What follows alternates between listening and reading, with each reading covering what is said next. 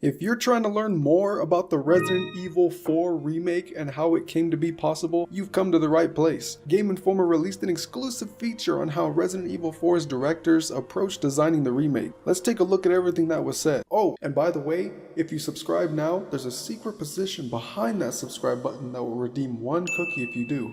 I'm just saying. Honestly speaking, I didn't want to do it. Those were the words of Capcom's Yasuhiro Ampo, co-director of the Resident Evil 4 remake. Alongside fellow director Kazunori Kadao, their team has taken on the lofty task of reinventing the 2005 classic for a modern audience, recapturing the game's magic while also expanding it with new features. During our cover story interview with the two designers, they spoke candidly about the early phases of the game's development, their initial hesitation to tackle such an intimidating project, and how the team's approach in identifying areas for improvement gave them the confidence to see the project through. Ampo and Kadao have plenty of experience working on Resident Evil.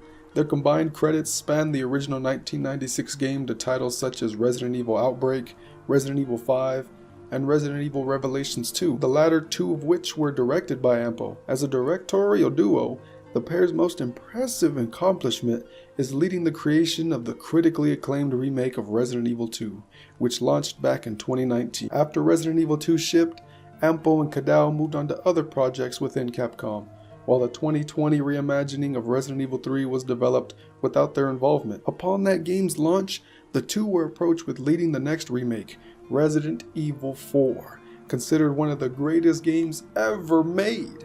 It had already been remastered and updated numerous times over its lifespan due to how well it aged.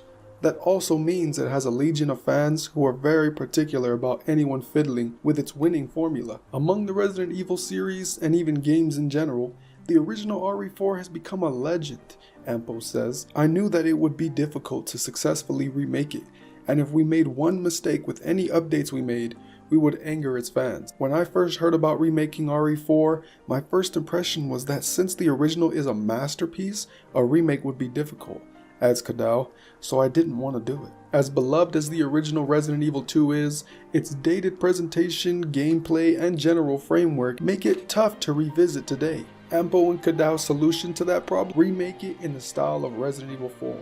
A game that set the standard for modern third-person over-the-shoulder action games. Because of this, Resident Evil 4 still holds its own against today's games, to the point that Kadao told us that initially he didn't think there really was that much to update, which only added to their trepidation. For Resident Evil 2, you could feel how much it had been updated just from the new camera system, for example, says Ampo.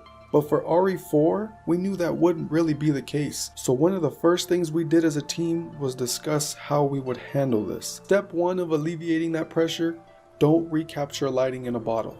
The original game revolutionized a genre, so attempting to repeat that feat wouldn't be possible, according to Ampo.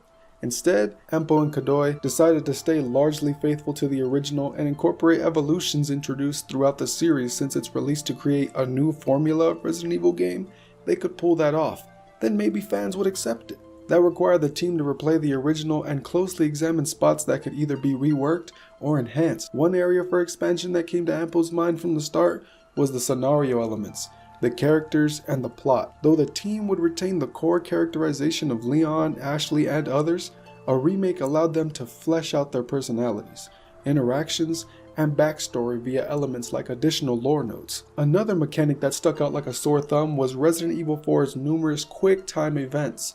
Early in development, it was decided to strip as many of them away as possible. While a bummer for fans who still enjoy furiously mashing a button to help Leon evade that Indiana Jones style rolling boulder, Kadao believes QTEs don't have the popularity or appeal they once had. We really did not think players today would enjoy them, says Kadao, so we thought about what we could implement to take their place. The solution to reworking these sequences arose from re-examining the knife fight with Jack Krauser. In the original game, the confrontation unfolds entirely through QTEs.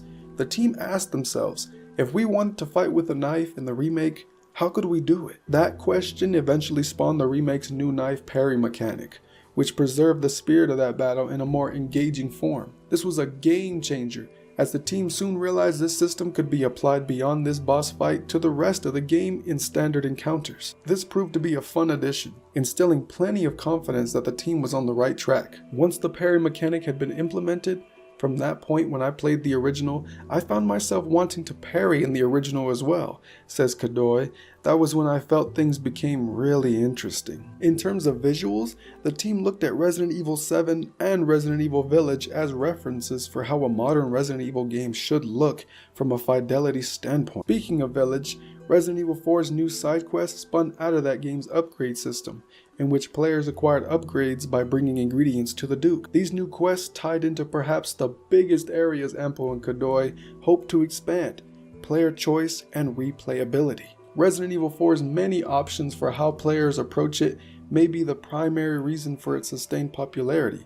Both 𝗦𝗦𝗏 and 𝗦𝗦𝗧 call this out among their favorite aspects of the game. Today's games present more freedom than ever, so to ensure the remake would be entertaining after multiple playthroughs, the team knew it needed to be bigger. New paths were added to let players explore in different ways, and Capcom wanted new options for dealing with the ganados. Within the confines of fighting, the combat is really well done, and the choices you have when fighting are rather varied, says 𝗦𝗦𝗧𝗏. Outside of that, we felt there wasn't a lot of choice and thought there was room for updates. This paved the way for adding more situations to use stealth, giving players a totally different option to combat beyond running and gunning.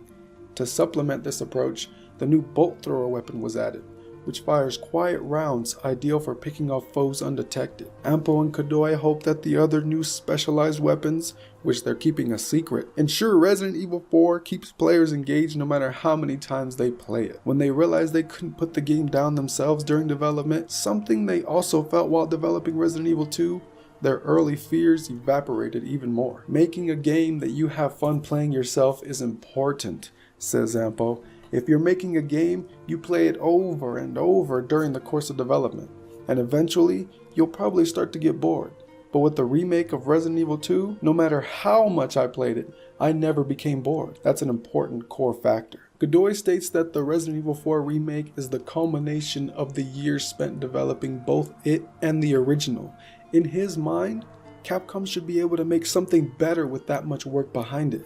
They may have shied away from remaking this classic in the beginning, but now, and 𝗦𝗏𝗏 feel confident, they've identified the right elements to improve or completely rework to give fans what they remember without any lingering design baggage. We'll have to wait until March, or hopefully for a demo beforehand, to see how Leon's revamped rescue mission comes together. This information from the exclusive feature was an enlightenment. We learned that QTEs are no longer in the game strictly for the feel of how modern players don't care for it too much anymore. Personally, I can live without them. I'm surprised they didn't actually want to do the remake in the first place, saying how it would be different and treading on thin territory for messing too much with the original and angering fans.